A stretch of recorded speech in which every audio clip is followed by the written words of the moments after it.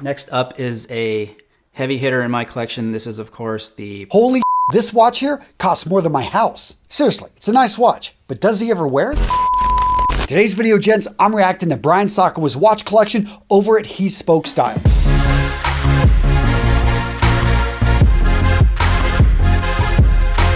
All right, so first up, thumbnail and title analysis. What I love about this thumbnail is it's crystal clear as to what this is about. In fact, the watch is right in. You can tell that he took this picture himself, and if you look at the details, those are the watches that he's going to talk about in this video, and it's just super clear. Now, the title, what I like about this is he says what exactly it is, so he repeats what's in the thumbnail, but he also goes into detail about the type of watches. I'm not going to bother even trying to pronounce these because I can't pronounce half these watches to save my life. That being said, I am going to be learning how to pronounce them thanks to Brian, hopefully. All right, finally, here we go. Today, the most highly requested video.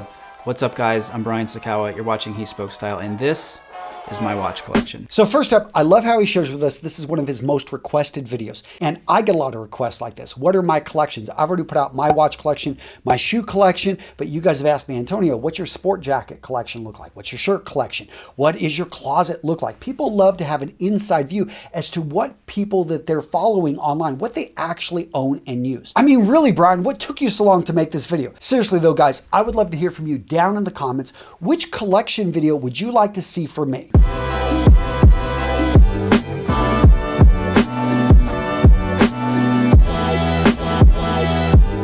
Solid intro, nice music, not too long. We know where we're at. That's the whole point of an intro, is to let you guys, to reassure you that, hey, you're at the right place, that you're watching the right channel. People always ask me, when did I first get into watches? And I don't really have a good answer to that. I do remember always being intrigued with watches. I can't really pinpoint what the fascination was. Some of the earliest watches I remember having in my childhood were the Timex Ironman Triathlon, which had the start, stop, and the lap reset buttons. And I can remember having competitions with my friends to see who could push the start, stop twice the fastest. I also remember that the first watch that I sort of lusted after was this kind of neon yellow and teal Swatch. And if I recall, it did have a rotating bezel. And then, of course, my first luxury watch as a child was the Gucci with the red and green dial that I bought on Canal Street. But needless to say, over the years, I've always maintained a sort of passive interest in wristwatches, but it wasn't until the last 5 years or so that I really got started going down the very, very deep rabbit hole of wristwatch fanaticism. All right, so I love how he gives us a little bit of backstory. He doesn't know exactly where his fascination with watches began, but I think with a lot of us guys, it's all about the functionality of the watch. And I think for a lot of us, we get into it because we want something that sets us apart. We want something that is functionally fun to play with when you're bored in class. And yes, I used to play that game where you would hit the timer and see who could basically double hit it and you get the lowest digits possible. Anyone else do this? Let me know what your record was down below for how fast you could actually do the double tap. And I know there are some of you out there that can sympathize with that. So that brings us to my personal watch collection, which right now is about 10 watches. So let's just get right to it. Only 10 watches. Now, most watch collectors are probably going to say that's a great start if you're 1 to 2 years in, but I have a feeling that Brian is just much more curated and selective about what he actually keeps in his collection. If you watch my watch collection video, which I'll link to at the end of this video, and I've got a lot more than 10 watches, but a lot of them I keep because I've had just sent to me from sponsors, or I've just gotten, I've gotten the G-Shocks. I kept buying them and buying them. I don't really wear too many of them. I have a feeling that he wears most of his watches. So let's see. Am I right? Well, we'll find out. Now, the first watch here might be a little surprising to some of you. It is the Seiko 5 SNK 809. $82.38 on Amazon. The Seiko 5 is universally regarded, even by serious watch nerds, as the best value in watches. You get a fantastic automatic movement for under $100, which is like, what, This is an easy everyday watch to wear. I love the size at 37 millimeters. Black dial makes it very versatile.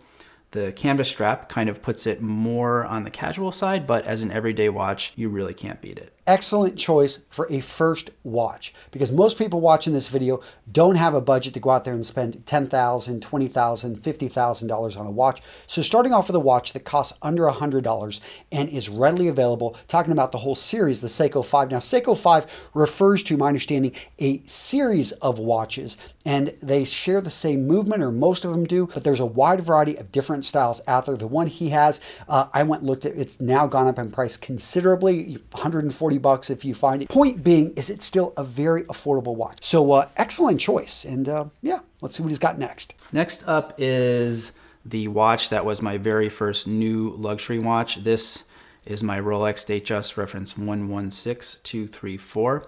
It took me a long time to figure out what exact Datejus I wanted. Obviously, I went with something that is extremely classic and that I feel matches my personal style very well. This is the 36mm version in steel and white gold, silver dial, Jubilee bracelet, stick pin hour markers, and fluted bezel. This watch is very, very special to me. I got it to celebrate a milestone with T-spoke style, and it will always be in my collection. So the Rolex Datejus, this is a safe and, in my opinion, great watch to start off if you're looking at Rolex. What I like about this is they're actually readily available. Now, I mean, all Rolexes right now are hard to find, but the Datejus compared to like a Steel Submariner, you're not going to pay a huge premium. My issue with the Datejus is it doesn't have the double clasp or, that protective system that keeps it, that double lock. But overall, I own a very similar watch to this. I have a Datejus with a blue dial that's in 39, and it's got, with the white gold and everything. This is an amazing watch. I bought mine to celebrate a milestone as well over at Menfluential, the conference I ran for like 6 years with Aaron Marino and met tons of people. That conference changed my life, and I know it changed the life of hundreds of you guys or thousands of you guys that attended over the 6 years, 7 years that we ran it. And let me know down in the comments if you actually attended Menfluential. I'd love to say hi and hear from you. And I need to get you out a coin. If you haven't gotten the challenge coin at Real Men Real Style and you attended Menfluential, you need to let me know. Send me an email because, guys, I love taking care of you. And that was the thing.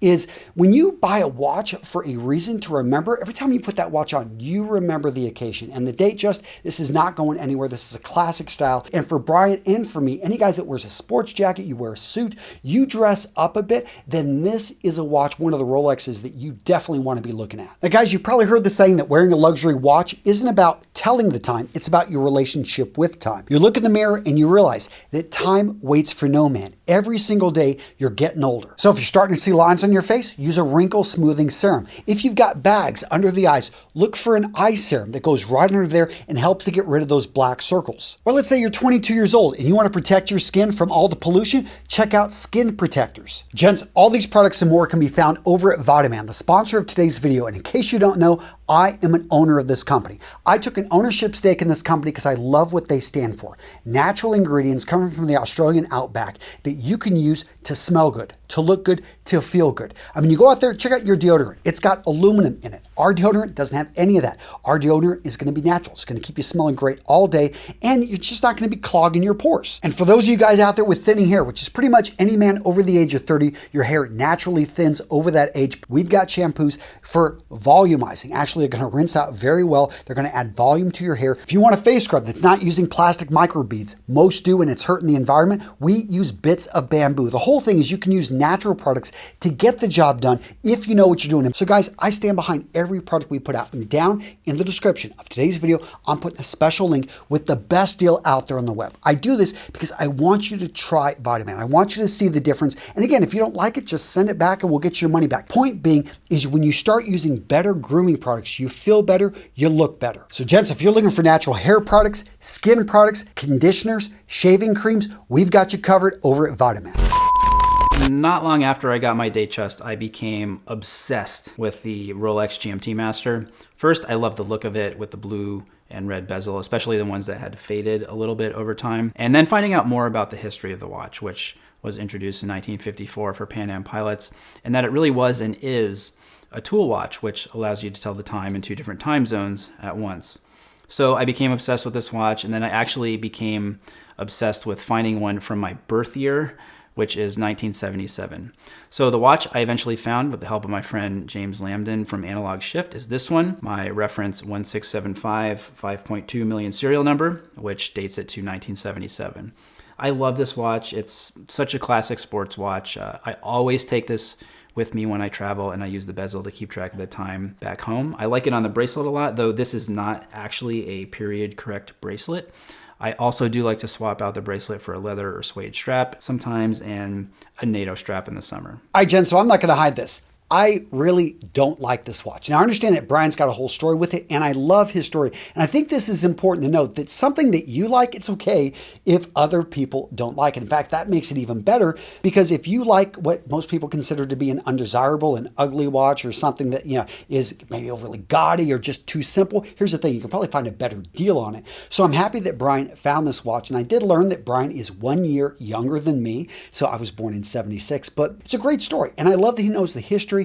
And that's the cool thing. When you find something that you like, something that speaks to you, functionally, you're going to use it. You're going to actually just wear it and get a lot of, go for it. Again, don't let anyone ever choose your watch collection. It's your watch collection for a reason. You make the choice. You find the stories that speak to you. And then you don't have to justify to anyone why you want to spend the money and end up, collecting 10, 20, 30 different watches, which, yes, you run out of time to wear. When you find yourself wearing 5 different watches in a day, you know you have an issue. This next watch is the Cartier Drive. This is the original example from 2016. Which was the first year they introduced the Drive. This was a very different kind of watch for Cartier, which is one of the reasons that I liked it. With this watch, they were trying to introduce something that was more specifically aimed at the male consumer, and this watch is said to have a bit of an automotive inspiration. There's a lot of subtlety in the dial of this watch that I like, the black dial version that I have especially. There's the guilloche on the inner part of the dial, and the running sub-second style. The hands almost blend in, but not. You kind of have to turn it a certain way to catch the light, which just reveals more of the intricacy of the dial. So the Cartier Drive, I don't know about this one. This one doesn't speak to me, but again, Brian, I'm happy you found a watch that you love. This one's reasonably priced, again, for luxury watches, just over $5,000. And what I like about this is it's probably readily available. Cartier actually has a lot of great watches. I do love the Santos, and I've been looking at the steel and gold, and that one really speaks to me. Yeah, it's a decent watch. This is something I would see dressing up. You could wear it with a sports jacket. You could wear it maybe with a casual suit. I wouldn't dress up with a full-on tuxedo or a business suit, but maybe you could wear it with a business suit. It's a nice watch, a little bit big for me. I'm curious as to how this actually would look on his wrist. Moving from a more contemporary Cartier design to a more classic one, this is my Cartier Tank Américaine. This is the 100th anniversary version, medium size, steel case, silver dial, blue leather strap. This is a very special watch to me. This is the watch that my wife gave me on our wedding day. And on the case back, you can see inscribed our wedding date. I love the Tank Américaine because I think it's one of those kind of under the radar watches in the Cartier Tank lineup. It's obviously extremely classic, super elegant, and just different, You see Tank solos all the time, but the Tank Américaine is one that you don't see that often. All right, Brian. Excellent choice here with this watch, or maybe your wife chose it. Point being is this is the classic dress watch. Seriously, it's 100 years old, give or take. Actually just over 100 because he's got the 100-year anniversary. And I love that he has a variant of the original. Now, why is it called the Tank? Actually, look at it. It looks somewhat like a tank. And I'm not sure actually, what the inspiration for full design. If you know the story, let me know down in the comments. Would love to hear it. But guys, just a beautiful classic watch. And this is a watch that you wear with a business suit. This is the type of watch that you could pull off with a tuxedo. Next up is a heavy hitter in my collection. This is, of course, the Patek Philippe Nautilus 5711. A watch that really needs no introduction. If you're into watches at all, you know what this watch is all about, and you know how difficult it can be to come by. So I've heard that there are waiting lists of 5 to 10 years long for this watch, and as a result, it commands an absolutely absurd premium on the secondary market. So you're probably wondering how I got this, and it's actually a pretty good story. Seriously, gents, the markup on this watch is friggin' crazy. Nowadays, it goes for more than my house. Just go out there, do quick research. See the retail price, which is I think for this watch, he bought it just under $30,000. Let's just say that this thing is now in the six-figure range. You don't get those type of returns in the stock market for most people. Yeah, amazing. Again, let me know down in the comments what this thing is retailing for right now. So when my wife and I bought our house a little over a year ago, just about across the street is a Patek AD. So I immediately went in there, inquired about the 5711. Of course, I was laughed at, told the list was 60 people long, people all over the world, and this and that. And I said, all right, whatever, just put my name on the list. By the way, I live across the street from you. I'm local, not just some random guy who's going to take this watch from you and flip it. So I left it there. Then over the next couple months, I'd periodically check in, stop into the shop, just so he knew that I was serious. And I remember the last time I called him was on a Friday. And then the very next Monday, he called me and said, Brian, I'm going to do you a favor. I have a 5711 here, a blue dial. If you want it, it's yours. In complete shock, I talked to a couple collector friends of mine, and they say, if you don't take this, you're an idiot. I had to put my money where my mouth was, and I got the watch.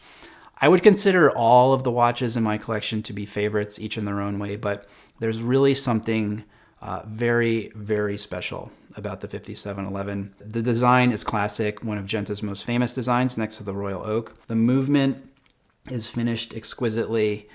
On the wrist, it's just amazing. The slim, low profile is so elegant. I have never felt a bracelet this comfortable before.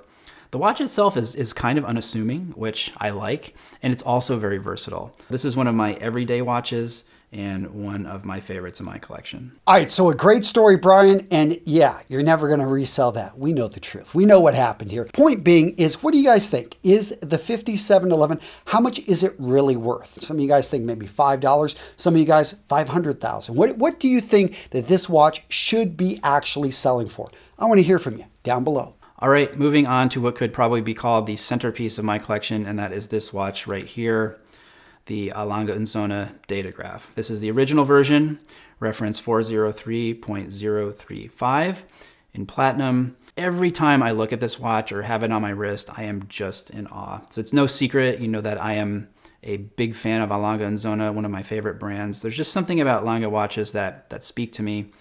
Whether it's from a design perspective, like the outsized date windows, the way that dials are laid out, the amazing finish on every facet of the watch, and of course the beautiful, beautiful movements, which the Datejus is definitely known for. Of all of the versions of the Datejus out there, for me, the original one is one of the best, and mostly due to the case size because it's 39 millimeters. The up-down version with the power reserve indicator is 41 millimeters, which for me is really kind of pushing the envelope size-wise, especially considering the thickness of the watch. The chronograph mechanism is one of the most buttery smooth that I have ever felt before.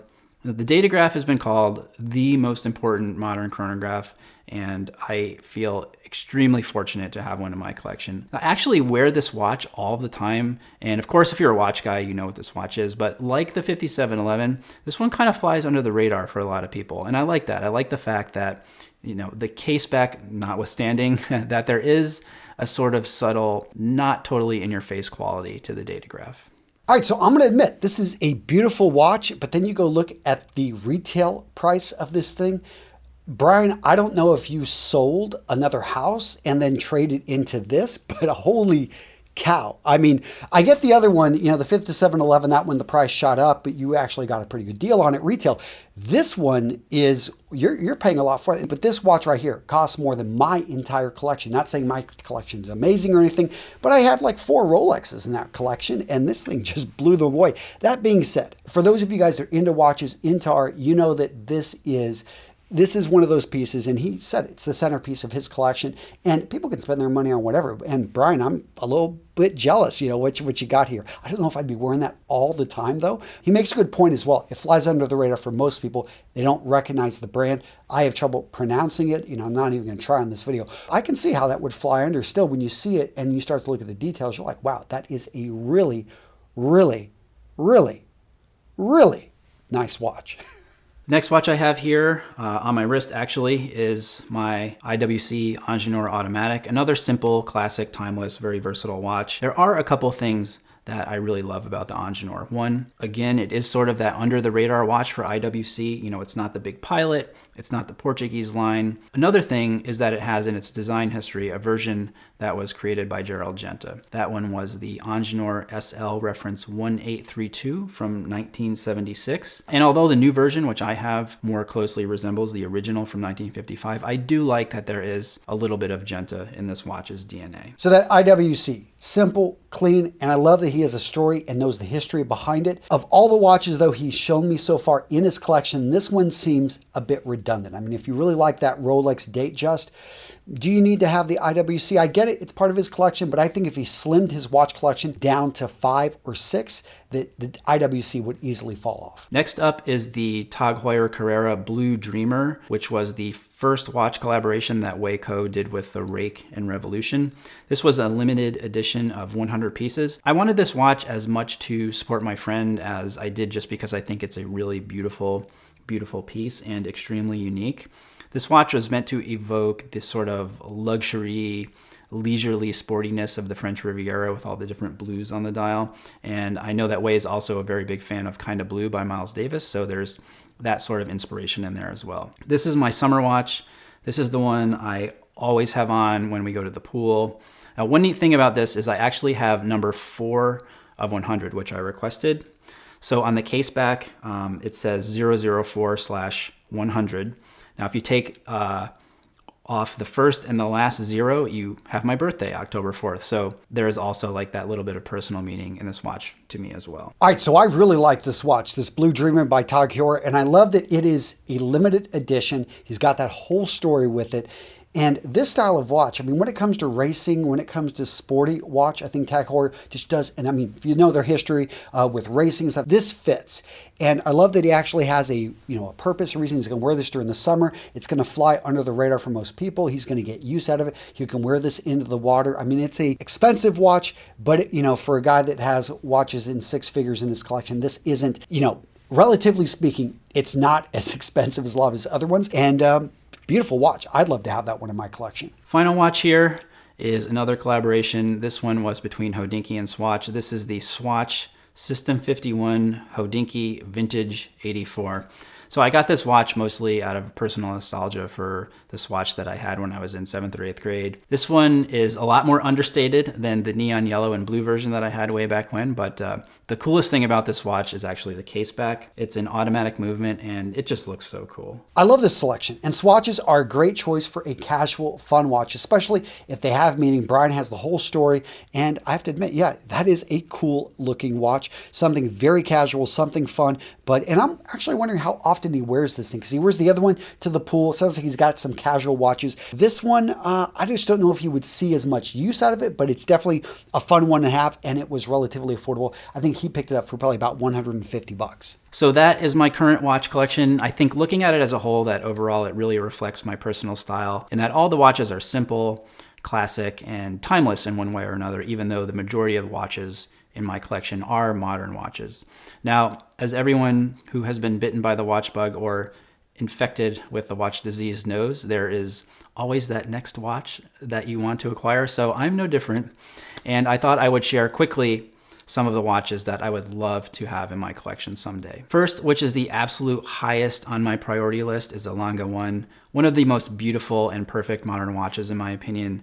There is no other dial like this, just so unique and interesting. And personally, I'd like to have one in rose gold with a silver dial. So next, I really think I need more gold in my collection, and it doesn't get any more gold than this, the Audemars Piguet Royal Oak 15202BA with the gold dial also. Probably not going to be happening anytime soon unless I decide to sell my 5711, which isn't happening. So anyway, a guy's got a dream. Yeah.